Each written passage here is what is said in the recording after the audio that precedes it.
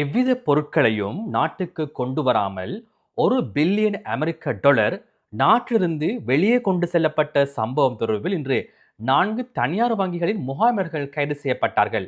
அந்த 4 தனியார் வங்கிகளும் எவை, கைது செய்யப்பட்ட முகாமையாளர்கள் யார் என்ற விடயம் சம்பந்தமாக இன்று நாங்கள் இந்த வீடியோவாக ஆராய இருக்கின்றோம். அதே போன்று பிரபல போதைப்பொருள் கடத்தல்காரரான கஞ்சிப்பான இம்ரான் கைது செய்யப்பட்டுள்ளதாக சில ஊடகங்கள் தகவல்கள் வெளியிட்டிருக்கின்றன. உண்மையிலேயே கஞ்சிப்பான இம்ரான் கைது செய்யப்பட்டுள்ளாரா? அது தொடர்பிலும் நாங்கள் இன்று ஆராய இருக்கின்றோம். நமக்கு தெரியும், இன்று மிகப்பெரிய தலைப்புச் செய்தியாக அமைந்த விடயம்தான் இலங்கையிலிருந்து $1 பில்லியன் அமெரிக்க டாலர் வெளிநாடுகளுக்கு கொண்டு செல்லப்பட்ட சம்பவம் தொடர்பிலே கைது செய்யப்பட்டிருந்த விடயம் குறித்து நாங்கள் விரிவாக ஆராய வேண்டும். குறிப்பாக அண்மையில் நடைபெற்ற ஒரு ஊடக சந்திப்பிலே தெரிவிக்கப்பட்ட விடயம் என்னவென்றால், இலங்கைக்கு பொருட்களை கொண்டு வருவதாக தெரிவித்து $1 பில்லியன் அமெரிக்க டாலர் நாட்டிலிருந்து வெளியே கொண்டு செல்லப்பட்டிருக்கின்றது. ஆனால் எந்த பொருட்களும் நாட்டுக்கு கொண்டு வரப்படவில்லை. குறிப்பாக கோட்டையில் இருக்கின்ற ஒரு மணி எக்ஸ்சேஞ்ச் ஊடாகத்தான் இந்த சம்பவங்கள் இடம்பெற்றிருக்கின்றன. இந்த விடயம் சம்பந்தமாக அண்மையில் அரசாங்கம் தெரிவித்தது. இந்த விடயம் குறித்து தாங்கள் விரிவாக விசாரணைகளை ஆரம்பிப்பதாக. நாட்டுக்கு பொருட்களை கொண்டு வருவதாக தெரிவித்து $1 பில்லியன் அமெரிக்க டாலரை வெளியே கொண்டு சென்றிருந்தாலும் எவ்வித பொருட்களையும் கொண்டு வராத சம்பவம் தொடர்பிலே ஆரம்பத்திலே சிஐடியினுடைய நிதி குற்றவியல் விசாரணை பிரிவு ஜெஃப்ரி முகமது என்பவரை கைது செய்திருந்தது. ஜெஃப்ரி முகமது கைது செய்யப்பட்டதன் பின்னர் அது சம்பந்தப்பட்ட விசாரணைகள் தொடர்ந்தும் இடம்பெற்றது. அதன் பின்னர் தான் மிக முக்கியமான தகவல்கள் வெளியாக இருக்கின்றன. இந்த ஜெஃப்ரி முகமது என்பவர் தான் இந்த சம்பவத்திலே பிரதான சந்தேக நபராக இருக்கின்றார். அவரிடம் மேற்கொண்ட விசாரணைகளின் பொழுது 4 வங்கிகளின் ஊழியர்கள் இதனோடு தொடர்புபட்டிருக்கின்றார்கள். அதுவும் வங்கி முகாமையாளர்கள் தொடர்புபட்டிருப்பதாகத்தான் தற்போது தகவல்கள் தெரிவிக்கின்றன. ஆகவே இன்று அந்த 4 வங்கிகளினுடைய முகாமையாளர்களும் கைது செய்யப்பட்டார்கள்.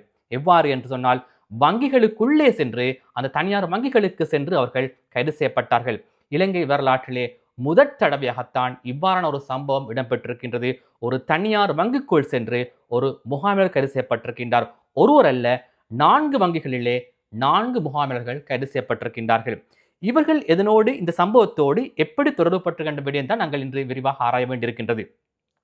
குறிப்பாக இந்த ஜெஃப்ரி முகமது என்பவர் இந்த கொடுக்கல் வாங்கலை மேற்கொள்வதற்காக இவர்களுடைய உதவிகளை பெற்றிருக்கின்றார். ஏனென்றால் வெளிநாடுகளிலிருந்து பொருட்களை கொண்டு வருவதாக இருந்தால் அதற்கான நடைமுறை இருக்கின்றது. அதற்காக நிறுவனங்களை பதிவு செய்து அதற்கான வங்கி கணக்குகளை வங்கிகளில் திறக்க வேண்டும். ஒரு நிறுவனத்துக்கு வங்கி கணக்குகளை திறப்பதாக இருந்தால் அது இலகுவான விடயம் அல்ல. அதற்கான ஒரு பொறிமுறை இருக்கின்றது.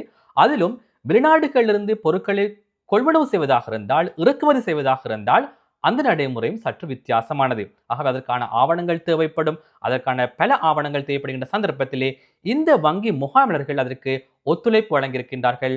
வங்கி கணக்குகளை திறப்பதற்காகவும் இந்த கொடுக்கல் வாங்கலுக்காகவும்.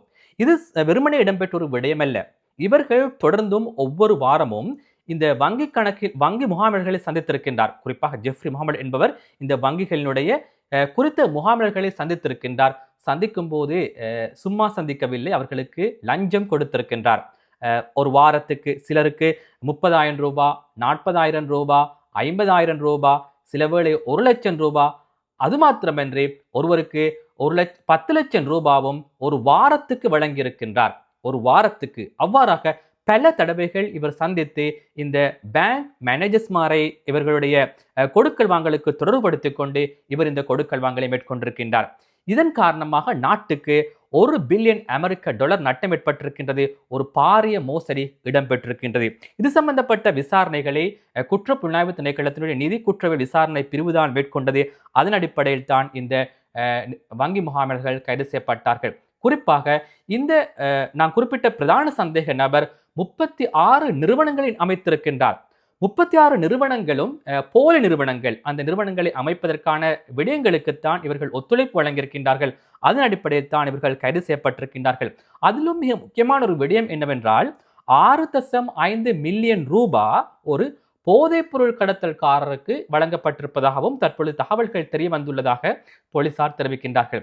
ஏதோ ஒரு வகையிலே இதிலும் போதைப்பொருள் தொடர்புபட்டிருக்கின்றது. ஆகவே 6.5 மில்லியன் ரூபாய் போதைப்பொருள் கடத்தல்காரருக்கு வழங்கப்பட்டிருக்குமே உறுதியாக இருப்பதாக தற்போது போலீசார் தெரிவிக்கின்றார்கள். இந்த விடயத்திலே மிக முக்கியமான மற்றொரு விடயம் இருக்கின்றது.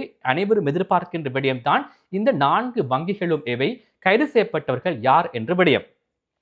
மிக முக்கியமாக சம்பத் வங்கியினுடைய உமேஷ் ரந்திக என்ற முகாமில் கைது செய்யப்பட்டிருக்கின்றார். அதே போன்று செலான் வங்கியின் ஷெரான் மாரியோ பெர்னாண்டோ என்பவர் கைது செய்யப்பட்டிருக்கின்றார். அதே போன்று யூனியன் வங்கியின் தர்மலிங்கம் பிரசாந்த் கைது செய்யப்பட்டிருக்கின்றார்.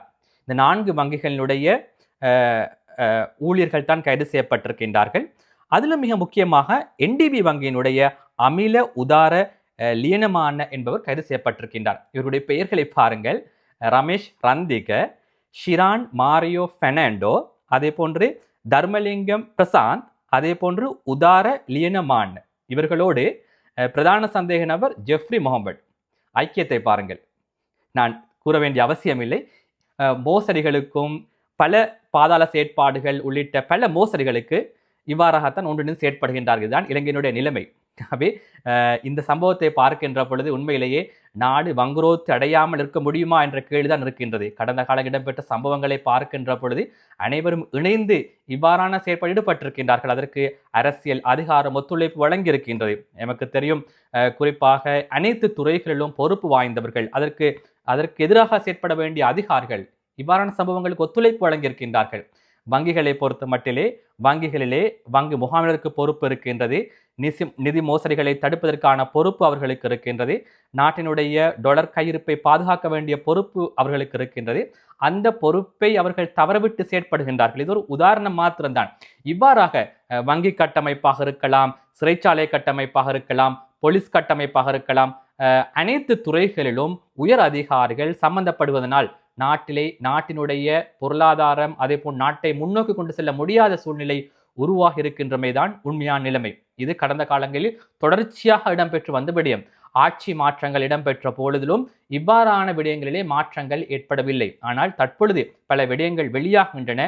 ஆகவே இவ்வாறான மோசடிகளையும் அதே போன்று பல துஷ்பிரயோகங்களையும் மோசடி அதே போன்று ஊழல் மோசடிகளை தடுக்காமல் நாட்டினால் முன்னோக்கி செல்ல முடியாது. ஆகவே மிக முக்கியமாக அதிகாரிகள் மட்டத்தில் காணப்படுகின்ற மோசடிகளை தடுத்து நிறுத்த வேண்டும். அதற்கான முயற்சிகள் கட்டாயமாக மேற்கொள்ளப்பட வேண்டும். அதன் போதுதான் நாட்டை முன்னோக்கி கொண்டு செல்ல முடியும், எம்மாலும் அபிவிருத்தி நோக்கி பயணிக்க முடியும்.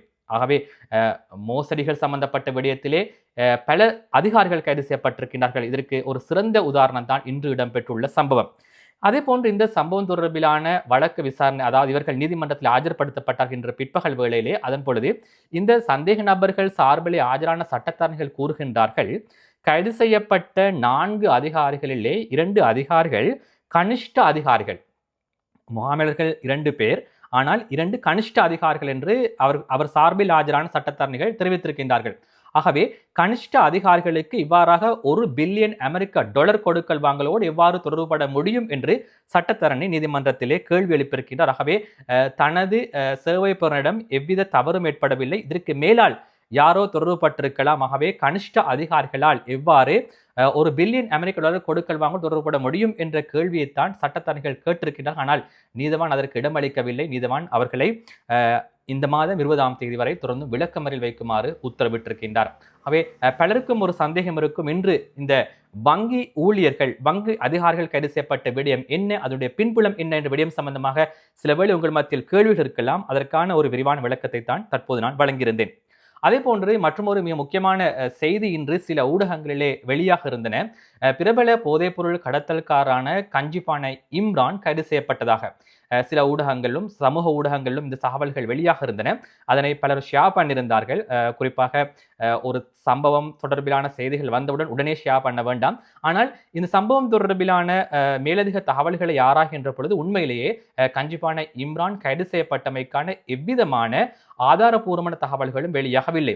இது பாதுகாப்பு பிரதி அமைச்சர் அருண ஜெயசேகர தெரிவித்த ஒரு கருத்தை அடிப்படையாக வைத்து சில ஊடகங்கள் செய்தி வெளியிட்டிருக்கின்றன. அவர் ஒரு நிகழ்விலே உரையாற்றுகின்ற பொழுது பொதுவாக கூறிய ஒரு விடயம், அதாவது நாங்கள் தற்பொழுது பல முக்கியமான சந்தேக நபர்கள் கைது செய்திருக்கின்றோம், அதாவது ஷிரான் பாசியை கைது செய்திருக்கின்றோம், அதே போன்று ரத்னான சைமாவை கைது செய்திருக்கின்றோம். இவ்வாறாக வெளிநாடுகளில் கைது செய்யப்பட்டிருக்கின்ற சந்தேக நபர்களை நாங்கள் நாடு கடத்துகின்றோம், நாட்டுக்கு அழைத்து வருகின்றோம். அதே போன்று கஞ்சிபான இம்ரானும் அவ்வாறுதான் என்ற ஒரு அடிப்படையான விடயத்தை வைத்து அவர் பேசுகின்றார். அதனை அடிப்படையாக வைத்து சிலர் புரிந்து கொண்டார்கள் கஞ்சிபான இம்ரானும் கைது செய்யப்பட்டுள்ளதாக பிரதி அமைச்சர் கூறுவதாக. உண்மையிலே அந்த அந்த வீடியோவை பார்க்கின்ற பொழுது அவ்வாறு இல்லை. ஆகவே சிலர் இதனை திரிவுபடுத்தி வெளியிட்டிருக்கின்றார். உண்மையிலேயே அவ்வாறு கஞ்சிபான இம்ரான் கைது செய்யப்பட்டமைக்கான உத்தியோகபூர்வ தகவல்கள் இதுவரை வெளியாகவில்லை. ஆனால் அவரை கைது செய்வதற்கான தேடுதல் வேட்டை தற்பொழுது மும்முரமாக இடம்பெற்றுக் கொண்டிருக்கின்றது. அதே போன்று மிக முக்கியமான மற்றொரு விடயம் நாளை இடம்பெறவிருக்கின்றது. 22வது அரசியலமைப்பு திருத்தம் பாராளுமன்றத்திலே சமர்ப்பிக்கப்படவிருக்கின்றது. நீதிபதிகளினுடைய ஓய்வு பெறும் வயதை அதிகரிப்பது தொடர்பிலான திருத்தம் இலங்கை அரசியலமைப்பிலே அது 22வது திருத்தமாகத்தான் அமைகின்றது. அதாவது உயர் நீதிமன்றம் அதே போன்று மேன்முறை நீதிமன்றம் ஆகியவற்றின் நீதியரசனுடைய ஓய்வு பெறும் வயதை அதிகரித்தல் தொடர்பிலான திருத்தம் தான் 22வது அரசியலமைப்பு திருத்தம். ஏனைய நீதிமன்றங்களின் நீதிபதிகளினுடைய வயதை அதிகரிப்பது தொடர்பிலான பிரேரணை பாராளுமன்றத்தில் சமர்ப்பிக்கப்பட்டு அதற்கான அங்கீகாரமும் அனுமதியும் கிடைக்கவிருக்கின்றது. நமக்கு தெரியும் பாராளுமன்றத்திலே தற்போதைய அரசாங்கத்துக்கு பெரும்பான்மை அதிகாரம் இருக்கின்றது. அதன் அடிப்படையில் பெரும்பாலும் அந்த பாராளுமன்றத்திலே இந்த திருத்தம் நிறைவேற்றப்படுவதற்கான வாய்ப்புகள் அதிகம். அதன் பின்னர் நீதிமன்றம் செல்வார்கள், அடுத்த கட்ட நகர்வுகள் இடம்பெறும். அதன் பின்னர் தான் பாராளுமன்றத்திலே இந்த திருத்தம் நிறைவேற்றப்பட்டதன் பின்னர் வர்த்தமானில் வெளியிடப்படும். அதன் பின்னர் இது உயர்நீதிமன்றத்துக்கு செல்லும். உயர்நீதிமன்றத்தினுடைய விளக்கத்தை அடுத்து மீண்டும் அது பாராளுமன்றத்துக்கு வந்ததன் பின்னர் அது சட்டமாக மாற்றப்படும். இதுதான் 22வது திருத்தம் தொடர்பிலான விடயம். ஆகவே நாட்டினுடைய பல முக்கியமான நிகழ்வுகள் தற்போது இடம்பெற்றுக் கொண்டிருக்கின்றன. குறிப்பாக ஒருபுறம் இந்த அரசியலமைப்பு திருத்தம் தொடர்பிலே பேசுகின்ற அதே வேளையிலே மறுபுறம் ஊழல் மோசடிகளை தடுப்பதற்கான செயற்பாடு இடம்பெற்றுக் கொண்டிருக்கின்றன. அதே போன்று போதைப்பொருள் கடத்தல்காரர்களை கைது செய்வதற்கான விடயங்களும் மும்முரமாக இடம்பெற்றுக் கொண்டிருக்கின்றன. அத்தோடு உயிர்த்த ஞாயிறு பயங்கரவாத தாக்குதல் தொடர்பிலான விசாரணைகளும் துரிதப்படுத்தப்பட்டிருக்கின்றன. இது போன்ற தகவல்களை விரிவாக அறிந்து கொள்வதற்காக ரியாஸ் ஹாரிஸ் 360 யூடியூப் சேனலை சப்ஸ்கிரைப் பண்ணி இணைந்து கொள்ளுங்கள். நன்றி.